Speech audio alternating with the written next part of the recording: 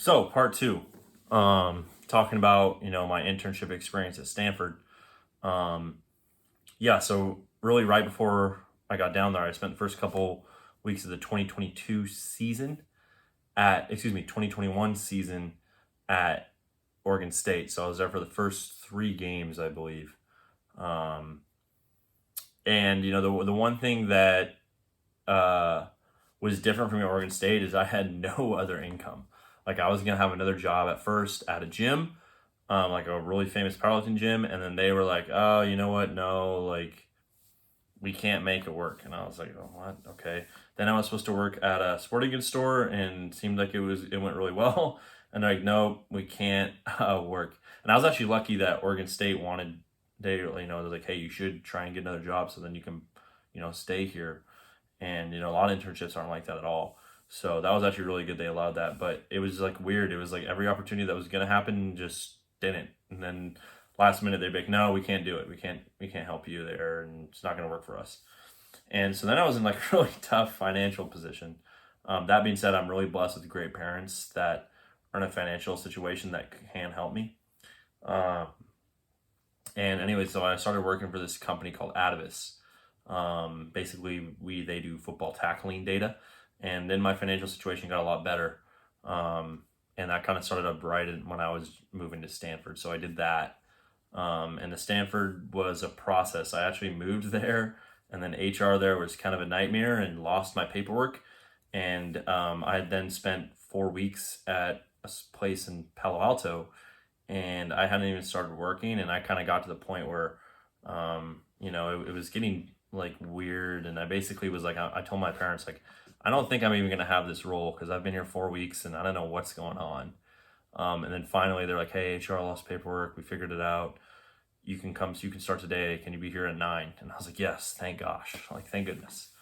Um, and right away when I got to Stanford, one thing that was evident was I was going to be putting in more hours than Oregon State. And I don't want to say Oregon State was easier or harder, but it was different. And certainly at Stanford, I was spending more time at the weight room, and I had less free time. Um, that being said, I had an intern class. I had guys I was working with, and I worked my butt off there. I think it was kind of a weird transition when I got there during season, per se. But I spent another really hard 4 months with the guys after that, and I loved it. I felt like I had great relationships with all the players, and even at Oregon State, that was kind of my strong suit, and I'll touch on that in a little bit. But yeah, I loved my time there. I worked my butt off at Stanford, and I could say that they helped me to a high standard as well. Definitely didn't always meet that standard, but I was never one to make excuses, and I was never one to tell people, well, here's what you should have done. It was, nope, I should have done it better. And it was all about the team. And at the end of the day, I think if you have that mentality, it's going to take you far. It's about the team. It's not about me. And I'll touch on that in a little bit. So my time was coming up at Stanford. I was still unpaid at this point. Um, and I was kind of looking for work, and the opportunity came up at the University of Notre Dame on the Strength Coach Network page. So I reached out to one of my bosses at the time and said, hey, I'm interested in this role. Do you have anybody there? Do you know anyone there? And he said, let me make a call. I'll get back to you. And the following morning in the weight room, it was, hey, I need you to send me your resume ASAP. And so, sent my resume to my boss. And later that afternoon, I was on a phone call with one of the coaches at Notre Dame. Had another follow up phone call. I think it went really well. And then I got to go out and interview, which was the first time. My other interviews at Stanford were virtual. Oregon State was over the phone. But obviously, with Notre Dame being paid, it was, you're going to come out here and interview. We'll see if you like it. And I believe I killed it. I think I did a really good job at the interview. Obviously, I got the role. Um, so yeah, I transitioned from Stanford to Notre Dame, and I actually went back home. I actually left Stanford and kind of was like in either I was going to Notre Dame or another university. Just kind of weighing my options, and I get a call. I think it was like 5:50 in the morning, and it was so and so from the University of Notre Dame. I'm like, well, I have to take this. Answered and said, hey, Andrew, just want to let you know, like, we're going to offer you the job. And right away, I was like, man, I've discussed it with my parents, but I just want to clarify this is what I want. And, I was like, can I give you a call back? I just want to discuss with my family very quickly. I mean, they said, yeah, absolutely. And I don't know if I would suggest doing that. So I'm not going to tell you do that, but that's how I approached it. Went downstairs, asked my mom, and she was like, what do you want? And I was like, I want Notre Dame. I'm just clarifying this is what I'm doing. And she's like, no, we're behind you 100%. And I was just such a big moment in my career. Like I remember my mom like started crying, and I don't think it necessarily was that it was just because it was Notre Dame. It was like, I got a paid role, and that meant so much to me. Like I had worked so hard from my time with Les for a year to my time at Oregon State, grinding to my time at Stanford 7 months, and to see my mom cry, meant a lot to me. And I'm not gonna forget that for a long time. She kind of got like choked up, and uh, I think what happened for me, and then we'll go back to my journey. But I think I said like my mom was saying how happy she was for me after the phone call, and I was like I couldn't have done it without you guys, and I mean that 100%. If I didn't have the financial backing of them and them supporting my dreams, there's no way it would have happened. And obviously working on Atavis, I made some own money for myself, but they helped me a lot in those months. And yeah, that meant a lot to me. So, anyways, get out to South Bend, start working, and even that was a little bit of a wake up call again of like, oh no, you're gonna be here a lot. That being said, I loved it. All the opportunities that I wouldn't get at Oregon State and Stanford because you're an intern. Notre Dame, it was you better know what you're doing because you're gonna get thrown to the fire. And I love that. I definitely struggled, and they held me to a very, very, very, very high standard. And I'll tell you right now, I woke up every day doing my best to uphold that standard, but there was times I didn't. Times where I failed, and failure is good because it's the only way where you find yourself. And I truly believe that life is like life's journey is a climb, and any climb that lacks adversity is not worth doing. And that was great. I had a lot of adversity at Notre Dame, but number one is I had a lot of coaching reps and really harsh criticism of those coaching reps, and then hey, you did a great job, and just keep going and rolling with the punches there. And I loved it. I love Notre Dame. I the coaching reps that I got there are so invaluable, and I touched on how each experience plays into each itself. After my time at Notre Dame ended, I'm now, of course, a director of football strength and conditioning at San Clemente High School. And there's no way I would have been successful at San Clemente if it wasn't for Notre Dame. And there's not even a doubt in my mind. An example of that was like, I led groups all the time at Notre Dame. I'm leading athletes through drills. And there was a high level of attention to detail there. We would watch film on drills at the University of Notre Dame, and hey, here's how you didn't coach that right. You need to fix it. You didn't hold this guy to the standard, so and so and so. And now that didn't happen to me often. I worked really hard to make sure that didn't happen. But that being said, that experience was great because I got to San Clemente, and the head football coach is like, okay, well, here's the weight room. There's 55 of them in there waiting. Get rolling. And right away, here's what we're doing. I could lead a group. I could lead anybody. I could own the room.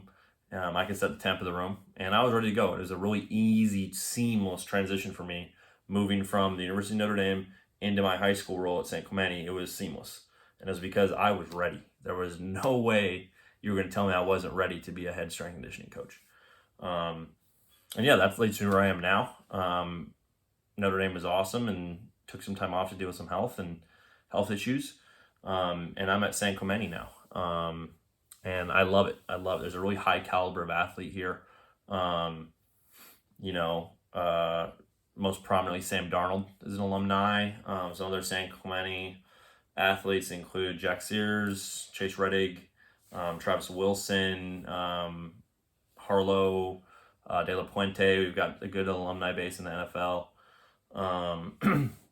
And yeah, I love San Clemente. It's a dream come true, and it is a beach town with a blue collar attitude, and it reminds me a lot of what I got going of that Oregon State. I talked about like blue collar work ethic. That's what I feel like San Clemente is, and what I've tried to build there. And yeah, I love it. So now, kind of touching on internships and advice for you, and what I think is really important for people that are looking to get into coaching. I at San Clemente, I've taken a little bit of everything. There's things in my program that I took from Spelman, things in my program that I took from Oregon State, from Stanford, from Notre Dame, and just said, okay, I'm going to implement these into here's what I like, here's maybe I don't like, here's what I'm going to implement. And that's really invaluable. That's a great experience being in those rooms. So yeah, I really suggest interning somewhere if you can. Go to your local Power Five. Maybe it's not a division football, maybe it's whatever. Maybe it's an Olympic sport. Maybe it's even surfing. But I think being in those rooms is really invaluable. When someone's getting paid to only do S&C, I think is really important. And they're experts, and you're going to get this great experience from it while you're there. And dude, do it. Trust me. It's going to be tough, but do it. You're going to learn a lot, especially if you love training and you love strength and conditioning. So, going back to my first internship with Spelman. I had worked for Les virtually for about 4 months, and I was coming down to visit my parents for Christmas in Thousand Oaks, and Les is in San Diego. So I said, hey, I'm going to come down and, get a hotel and spend a week working for you. And he said, great, I have a project for you. Great, can't wait. We get there, and he kind of like has me watch and get an idea of the space, and then boom, here's the project. And it's a coding project in like C#, like a language that no way I know anything about. And he was like, I just want you to work on it. I never questioned it. I never was like, I can't do it, I don't know. I was like, I'll figure it out. And I just basically banged my head against the wall for days and days. And then I even got on a phone call to get on some help for the programming, and it kind of fixed it, kind of didn't. And then I was just troubleshooting it, and I'm like, what is this? Like, what am I doing? And on the last day, he was like, hey, how are you doing that project? And I was like, I'm going to find a way to figure it out. And he said, okay, stop. And I was like the whole thing? He's like, yeah, all those files you have, throw them out. I was like, oh, okay. Like, you don't want them?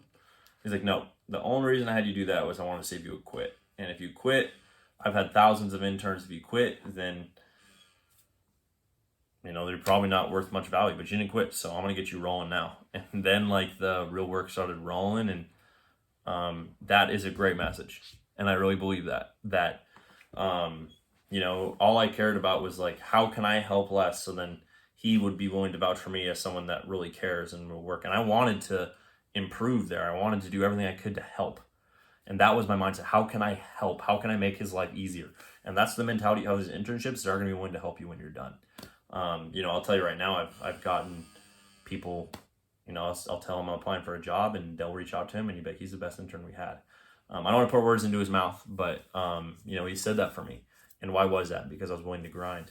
And that really became invaluable. That experience was invaluable to me, because when I got projects, I was like, okay, I'm going to show them, like, I can get this done now. It's not an impossible project. I can get it done.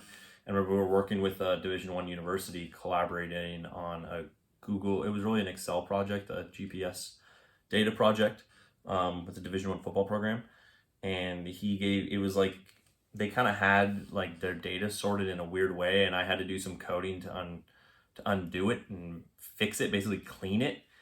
Was a nice term of saying. I'm sure that my actual data analysts out there are going, this guy's an idiot, which I get it. But long story short, I spent literally like 13 hours straight on it.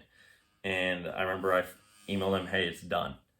And he called me, he's like, how did you figure that out? And I was like, I just did. I grinded, I figured it out. And he's like, okay, dude, go take a break. Like, this is great work. Like, I was thinking I was just gonna have to spend a week doing this. Great job. And that was a big deal. I was working, on this shared document with Division I strength and conditioning coaches. And here's Andrew LaChapelle's name. And what an experience. And I got the job done. So you never know what you're going to get an opportunity to do. So how you do one thing is how you do everything. It's kind of corny. I know some people say it's stupid, but I believe it. Like, how I do one thing is how I operate in a lot of points in my life. It works for me. Same works for me. Yeah, I think, sorry, I'm getting some dryness in my throat here. But, to touch on the internship experience, like, I think one question a lot of people ask is, why should I intern? And, we talked on the educational aspect. Another part of it is, I'm not getting paid. Yeah, you're not going to get paid at every internship. You have to earn those spots. That being said, if you want to truly make a career in this, there's no better place to figure out, hey, do I like this? Do I not like it? Do I love it? Do I want to do something entirely different than an internship? that's where you should learn. And should be told you do a good job and you're working for the right staff, they're going to vouch for you to get another job because that makes sense for them. A question I asked at every place I interned was, where are the interns that interned before? What are they doing now? And where are they now? And, if you kind of don't get many answers to that question, maybe don't intern there. Intern somewhere where they're going to want to give everything to you. They're going to want to, hey, here's where we've gotten other interns that we can vouch for that have worked hard. We can do the same for you if you work hard. Those are the things you want out of an intern. I think one thing that's really important if you're getting into the field is have a mentality that you will do anything that's best for the team. And I believe that. Like, everywhere I've been, all I've cared about is the team. I have kids right now at San Clemente that come up to me like, oh, I want to add like this to my training, or I'd rather we do this type of squat or this type of whatever. And I say, hey, you might enjoy doing that in your free time, and I'm not going to tell you can't do that in your free time. But when you're here, what's best for the team is not what's best for you. I can't just be, hey, what's best for you, everyone do. I have to take into account what's best for the team. And I think that's true with everywhere I've been, is all I thought about was the team. How can I make the team better? That's all I'm here for. I'm a part of something that's bigger than myself. Don't ever make yourself bigger than the opportunity. And you're there to serve a larger purpose. And it's not just strength. One area that I think is my strong suit as a coach is relationships. I really believe anyone I meet in life, I can find some common ground to have a conversation with, whether that's about some random sport, because I watch all of them, strength and conditioning, where they're from, something. And, that's why Oregon State was a good transition for me. I had played football, high school football in California. I played junior college football in Washington. In fact, I had teammates in junior college that were high school teammates with kids I coached at Oregon State. So that, there was kids even that I was high school teammates with that were 7-on-7 teammates with kids that were Oregon State. And, having those connections helped, because they say, hey, do you know so-and-so? And, oh yeah, I know so-and-so. And then they reach out to someone and say, hey, Andrew's a great guy. And that's it. The buy-in's there. But that's not all of it. The athletes want to feel like you care. And if they feel like you care, they will vouch for you and do anything for you.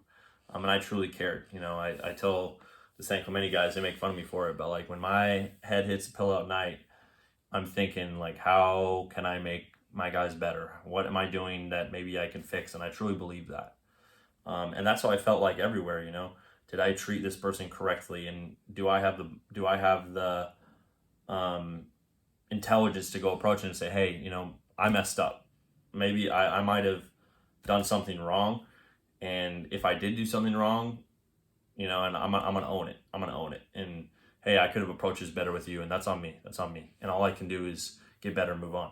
Now, you don't want to get into a habit of when you reprimand an athlete, if it is truly something that is correct and you're in the right, you don't want to get into a habit of apologizing to them. Now, I think what's important is, if you're going to get after them, you have to know who the athlete is. Some athletes can take your criticism and they need it. Other athletes, they will shut off if you don't come back and build them back up and say, hey, here's why I did this. Here's what you need to understand. Like, I'm on your team. Let's go attack this. You need to know the athlete. And that all comes to relationships. And that's the biggest point. If you can build relationships with the guys and you understand who they are, how they tick, how they work, and you're not going to stand every aspect of it. And I don't act like I am. There's aspects of that I'm removed from that I can't. But I feel as if I have a really good read on guys. You can build relationships with them, and that's all I care about. I like, truth be told, I don't want any kid to come back and be like, man, you really were a great strength coach. I want them to be like, dude, I appreciate you so much because I knew you cared. And that's what I want. That's all I want. Like, I want kids to come up to me and be like, I have to go say hello to Coach LaChapelle. I don't want them to be like, oh yeah, that was my strength coach over there, but whatever. I want every athlete ever to be like, that's Coach LaChapelle, I gotta go say what's up to him. Or that's Andrew. He interned when I was so-and-so, I gotta go say hey to him. And that's what I want. That's all I want in life, is to help, to serve. And that's what coaching is. If you're getting into S&C and you don't have a passion for serving, helping others, I'll just tell you right now, it's not the right industry for you. Touching that again, S&C isn't glamorous. You'll see a lot of like social media output from a lot of these, like social media teams at D1 colleges, which they do a great job. But, just don't get it twisted. Like, no one's coming at your 4 a.m. wake up call when your alarm goes off at 4 a.m. or 3:50 in the morning to go film you and be like, hey, here's a day in the life of the strength coach or a day in the life of the strength intern. Those things don't really happen. Now, a lot of people are going, well, Andrew, like I've looked at your Instagram. You have all these really cool pictures. Yeah, it's a byproduct. It happens, right?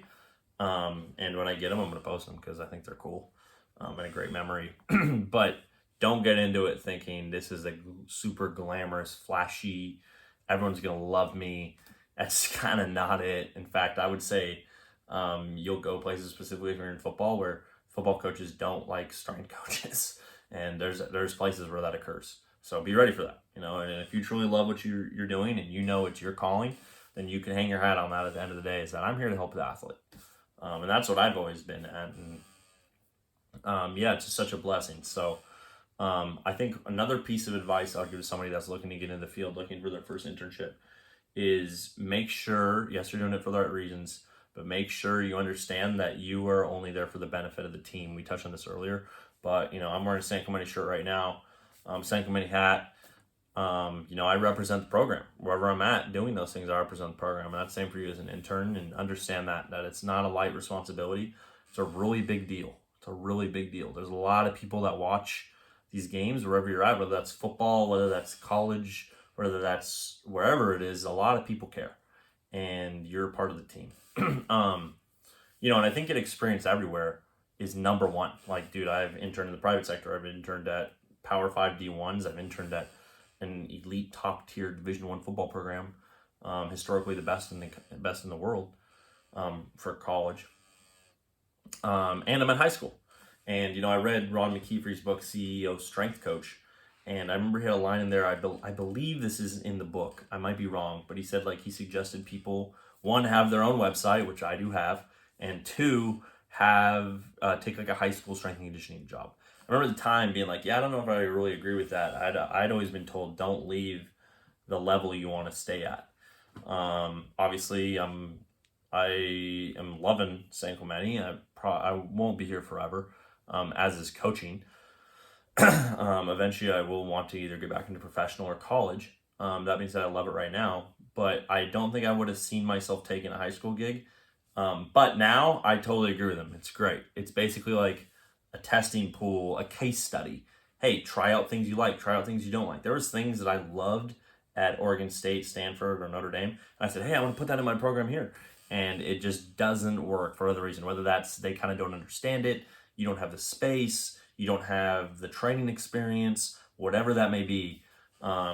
You really get to test out what you love, what you don't love, what you like, what you don't like, and you get to do everything. I have my guys in GPS right now. We use McLeod, and that's great. So I'm basically I am the sports science coordinator as well as head strength coach. Monday morning lifts in the off season, I'm basically the nutritionist. I make 55 PB&Js and bring chocolate milk, get a couple gallons of chocolate milk, and they get protein shake and a protein bar. That's every Monday morning. I'm basically the nutritionist. I'm responsible for return to play guys. When PT says, hey, you're cleared, it's not, hey, go hop on the football field. It's, no, you're with Coach LaChapelle for return to play. I'm strength, conditioning, speed, sports science, nutrition, return to play, everything. That's great. It's such good experience. I'm testing things I love. I'm trying things I'm figuring out what I don't love, what I love to do. And I just think I get the experience. Now, if you can go do that as a GA somewhere, go do it. Football is where I want to stay. It's where I love. I would absolutely coach any sport in strength and conditioning and training, because it's what I do. And I train a couple athletes privately who are not football players. But yeah, I think the experience is invaluable. When I am ready to get back into that professional or college football strength and conditioning, or even tactical, whatever it may be, I can definitively go and say, hey, well, at San Clemente, I did everything, and I have experience in everything. Here's what I specialize in, but I can do it all. You give me a role, I can do it all. There's nothing that's going to be new to me because I've done it. And that's great. It's such great experience. On top of the fact I'm loving it, we have such hard workers here at San Clemente. We have a great football culture, really good weight room.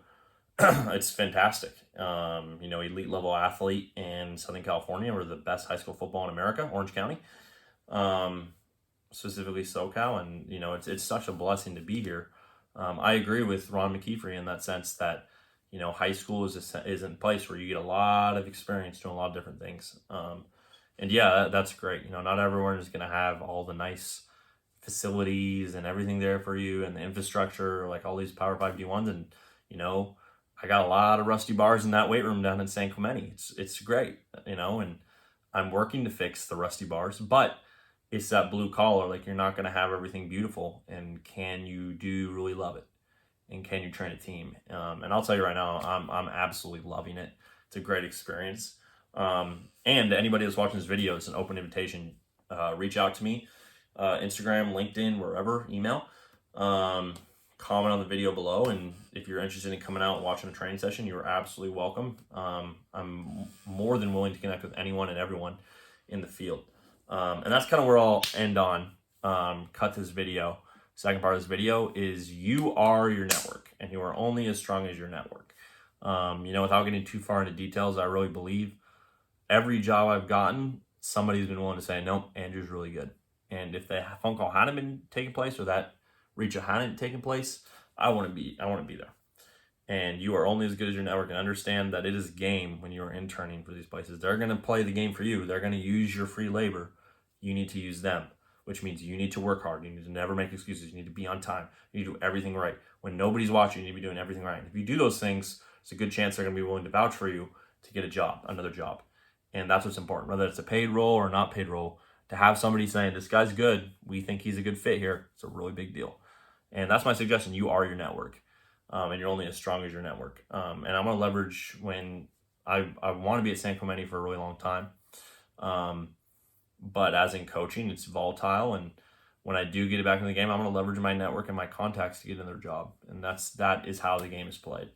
So yeah, any questions you guys have, let me know. I know it's a lengthy video. There's not a lot of cuts. It's just raw as it gets. But appreciate you guys listening and watching. And yeah, any questions you have, let me know.